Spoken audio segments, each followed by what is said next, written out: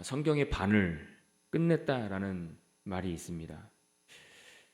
그만큼 창세기 1장부터 3장에 있는 내용들이 온 우주와 그리고 인생 그리고 구원에 관한 시작의 이야기를 다루면서 그것들로부터 비롯된 모든 근본 원리를 그 가운데서 다루고 보여주고 있기 때문에 그렇게 이야기를 합니다. 이제 창세기 사실 3장인데 설마 벌써 지치신 분은 없으리라 생각을 합니다. 절반을 끝낼 시간입니다. 힘을 내서 오늘 말씀 가운데 사로잡히는 은혜가 있기를 바랍니다. 우리가 말씀의 은혜를 받고 힘을 얻으면 없음 중에도 우리가 소망을 얻고 힘을 얻을 수 있습니다. 이 시간이 그런 시간이 될 수 있기를 바랍니다. 1장을 시작하면서 1장 1절에서 우리는 태초에 하나님이 천지를 창조하시니라 이 말씀을 우리가 살펴보았습니다. 태초에 천지를 창조하신 하나님을 우리가 보았습니다. 그 하나님은 강한 능력의 하나님이었습니다. 애굽에서 이스라엘을 끌어내시고 건지시고 그들을 약속의 땅으로 인도하시는 그 하나님은 애굽의 그 어떤 신들보다 위대하고 강한 능력이 있는 그러한 하나님입니다.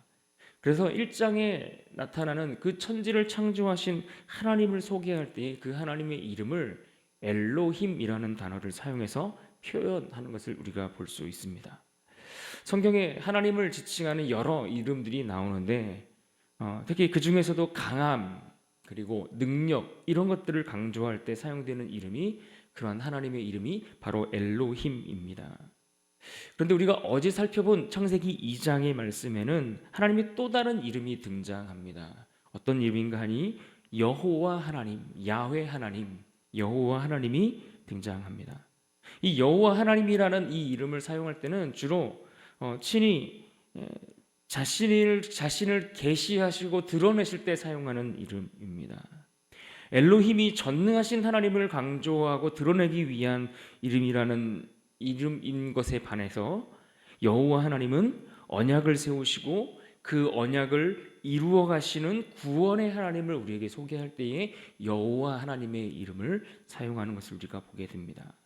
그래서 이 장에는 하나님께서 인간들이 살아갈 수 있는 삶의 완벽한 환경을 조성해 주시는 그러한 모습을 보게 됩니다. 그래서 에덴 동산을 지어 주시고 그곳에서 그들이 경작하게 하시고 각종 아름다운 열매를 먹고 살도록 하시는 것을 봅니다. 또 그 안에서 어떻게 이 좋은 것들을 그들이 영원히 누릴 수 있는지를 말씀해 주셨고 또 남자가 혼자 있는 것을 보시면서 그에게 돕는 배필로 여자를 또 만들어 주시는 장면도 우리가 볼 수 있었습니다. 이처럼 하나님은 인간이 살아갈 수 있는 모든 환경들을 완벽하게 조성해 주셨습니다. 그리고 그 풍족한 것들을 그들이 영원히 누릴 수 있도록 공급해 주시는 하나님이신 것을 우리가 보게 됩니다. 그렇기 때문에 인간의 그 존재가 하나님 앞에 흙으로 지어진 존재라는 사실을 인정하고 잊지 않고 살아가면서 그렇게 하나님께 의존하는 존재로 살아가는 것, 여러분 그렇게 살아가는 인생이 바로 복된 인생을 살아가는 것이고 누리는 유일한 길이 됩니다. 그런데 여러분 오늘 3장에 들어서면요, 이렇게 완벽하게 하나님께서 구성해 주셨던 이 모든 환경과 상황들과 그 풍족한 모든 것들이 다 파괴되고 끊어지는 장면을 볼 수 있습니다.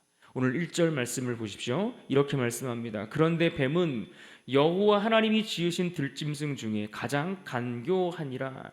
뱀이 여자에게 물어 이르되 하나님이 참으로 너희에게 동산 모든 나무의 열매를 먹지 말라 하시더냐.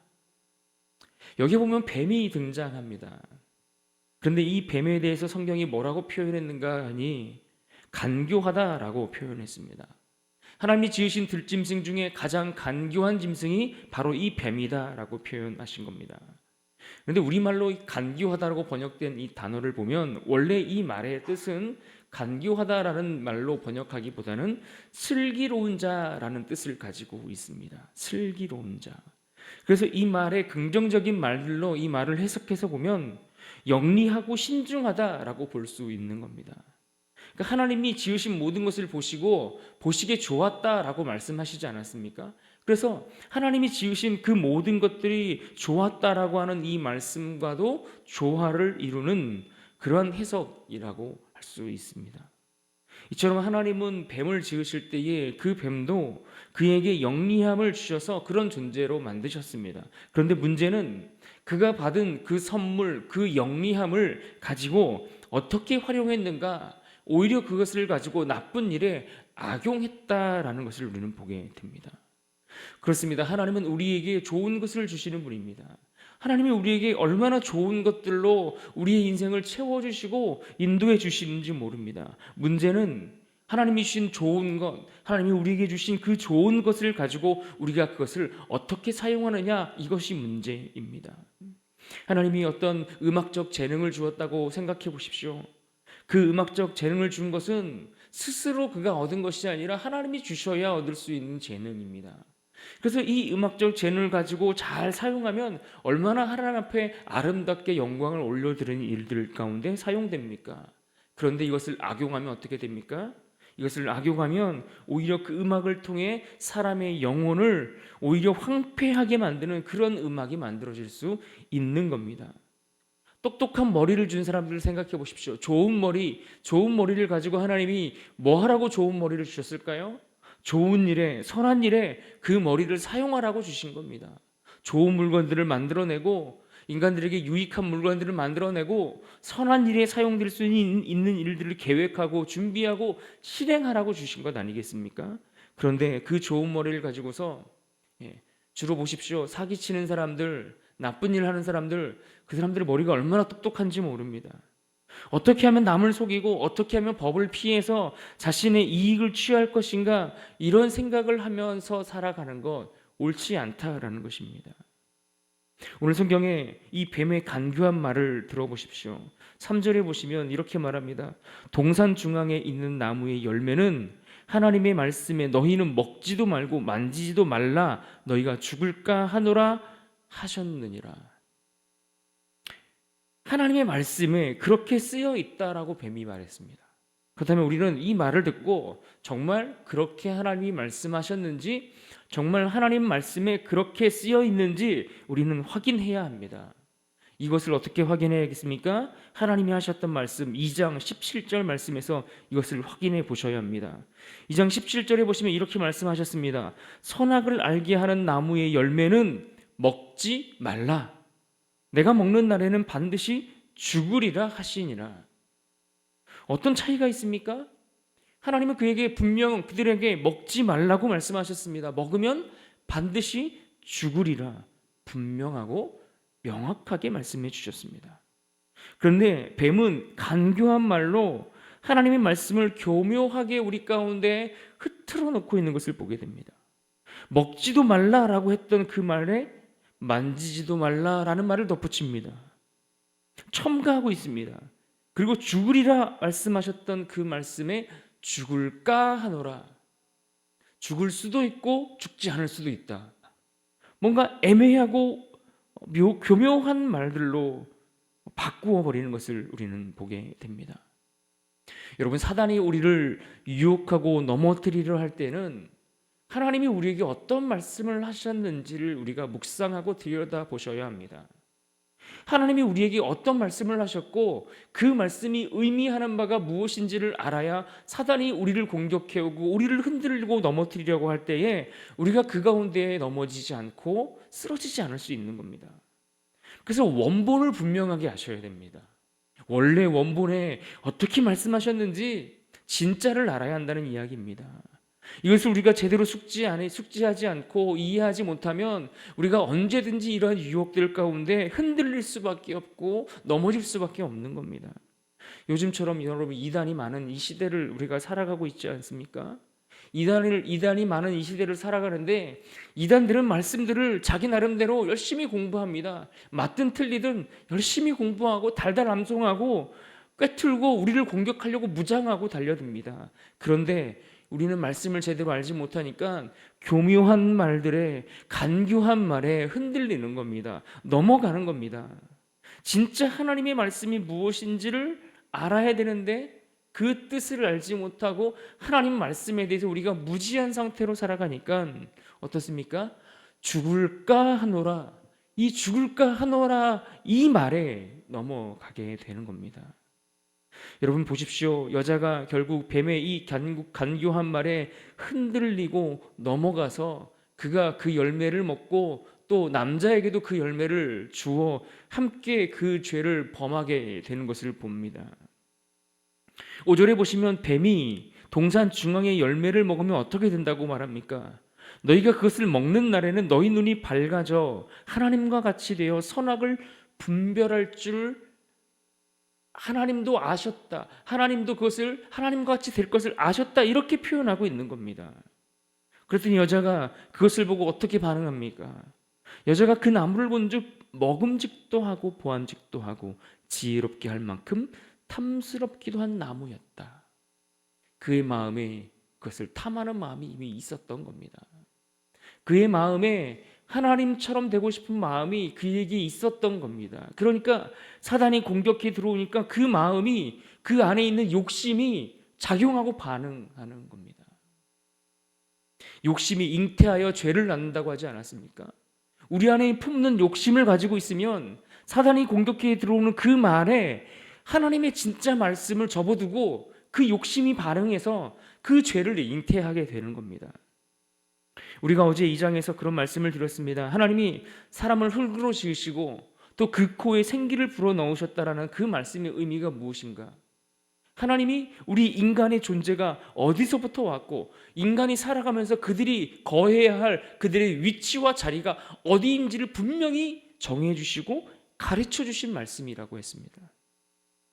아무리 인간이 하나님의 형상으로 지음을 받았고 그 좋고 아름다운 세상의 모든 것들을 주셨을지라도 인간은 피조물이고 하나님은 창조주라는 사실을 분명히 아는 것입니다. 여러분, 이것이 우리에게 분명히 알아야 합니다. 그런데 지금 인간의 모습을 보십시오. 오늘 3장에 등장하는 인간의 모습은, 사람의 모습은 그들의 자리와 위치를 대단히 착각하고 있습니다. 마치 자신이 하나님이 될 수 있다라고 착각하고 있습니다. 하나님의 자리를 내가 대신할 수 있다라고 생각하는 겁니다. 마치 자신이 세상의 만물을 아름답게 할 수 있는 것처럼 이 땅에 존재하는 모든 선과 악의 기준이 되어서 그것을 판단할 수 있는 것처럼 착각하고 있는 것을 우리는 볼 수 있습니다. 사랑하는 여러분, 인간에게 있어서 가장 큰 죄는 무엇입니까? 교만입니다. 교만이 무엇입니까? 내가 하나님의 자리에 올라서는 겁니다. 하나님의 자리에 대신하는 겁니다. 하나님의 자리를 내가 차지하고 내가 내 인생의 주인이 되어서 내 마음대로 내가 하나님의 역할을 하려고 하는 겁니다. 그것이 가장 큰 죄요, 교만이요. 이것이 가장 악한 죄인 겁니다. 여러분, 우리가 가장 많이 실수하고 넘어지는 지점이 바로 여기입니다. 내 인생에 있는 하나님의 자리를 생각하지 못하는 겁니다. 정해주신 하나님의 그 경계를 무너뜨리고 그 경계를 벗어나려고 하는 겁니다. 자꾸만 그 경계를 무너뜨려서 내가 잊지 말아야 할 그 자리에 내가 가는 겁니다. 그 자리에 가서 내가 하나님 역할을 하려고 하는 겁니다.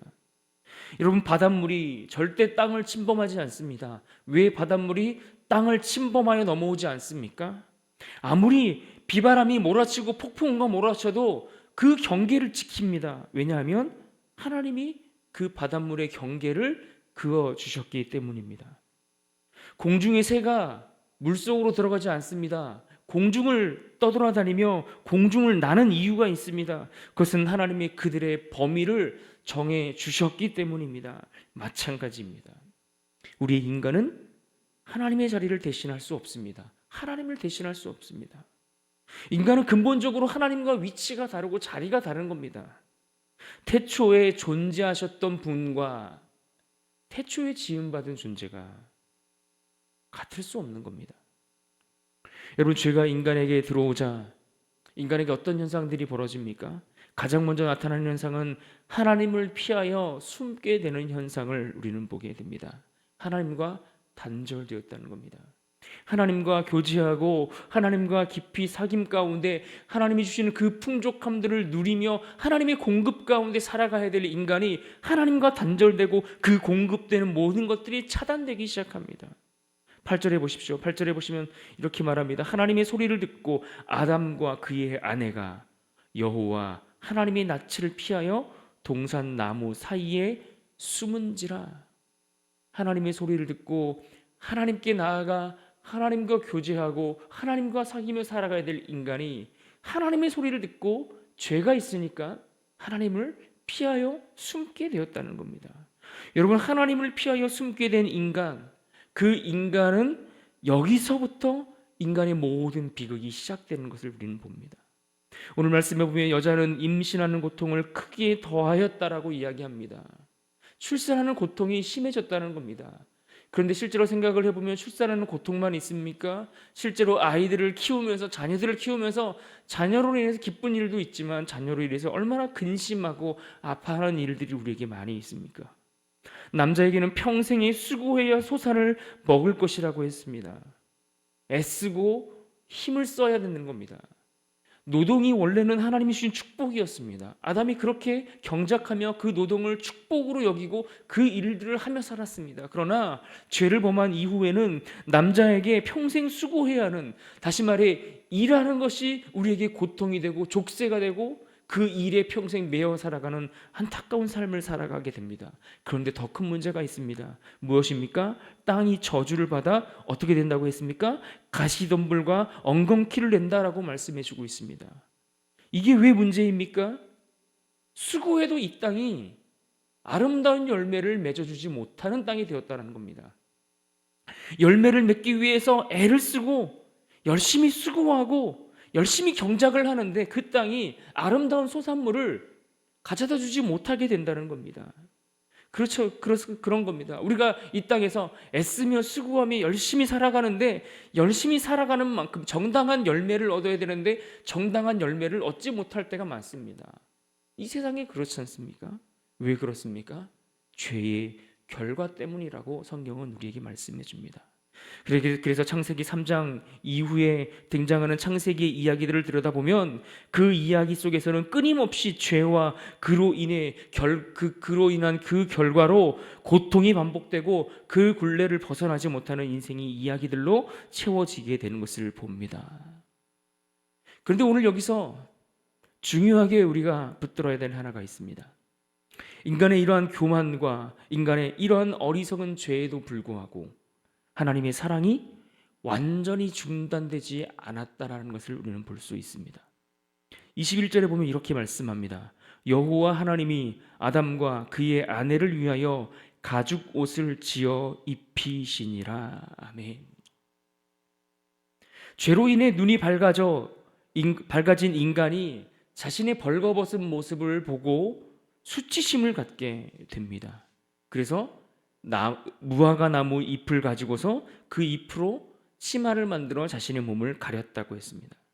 그런데 생각해 보십시오. 나뭇잎으로 만든 그 치마, 그 옷이 얼마나 버틸 수 있겠습니까? 뜨거운 태양에 비바람에 몰아치면 그 나뭇잎은 얼마 가지 못합니다. 다시 말해 스스로 인간이 그에게 드러난 그 수치스러움들이 그 수치심을, 그 수치를 가릴 수 없게 되었다는 이야기입니다. 그런데 그러한 인간의 수치를 누가 가려주십니까? 하나님이 가려주십니다. 하나님이 그 인간의 부끄러움을 그 가죽 옷으로 가려주셨다라고 말씀합니다. 여기서 우리는 1장에서 강조되었던 능력의 하나님 엘로힘이라는 이름과 또 2장에서 등장했던 언약을 주시고 구원을 베푸시는 여호와 하나님이라는 그 두 이름이 동시에 등장하는 것을 우리는 보게 됩니다. 특히 이 말씀 속에서 엘로힘이 아닌 여호와 하나님, 우리에게 언약을 주시고 우리에게 구원을 주시는 여호와 하나님의 따뜻한 사랑을 우리는 만나게 됩니다. 강하고 능력 있고 그래서 우리에게 나타나 책망하시고 때로는 우리에게 나무라시고 심판하시고 벌하시는 그러한 엘로힘의 하나님만 보는 것이 아니라 여전히 우리를 사랑하시고 여전히 우리를 안아주시고 여전히 우리로 하여금 다시 일어설 수 있도록 힘을 주시고 위로해 주시는 여호와 하나님을 만나게 됩니다. 가죽 옷을 지으려면 어떻습니까? 짐승의 희생이 필요합니다. 이때부터 인간의 죄 때문에 그 죄에 대한 대가가 지불되기 시작하는 것을 봅니다. 인간의 수치를 가리기 위해 누군가의 희생이 들어가게 되었다는 겁니다. 우리는 이 장면을 통해 장차 인간을 그 영원한 죄에서부터 건지실 하나님의 위대한 구원의 계획의 한 면을 상징적으로 볼 수 있는 그러한 사건입니다.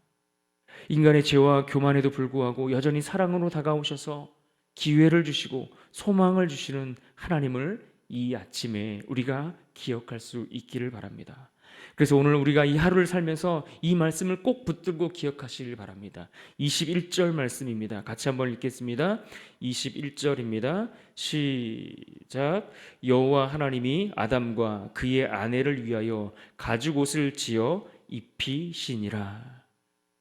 인간은 하나님을 떠나서 살 수 없습니다. 하나님의 자리가 있고 인간의 자리가 있는 겁니다.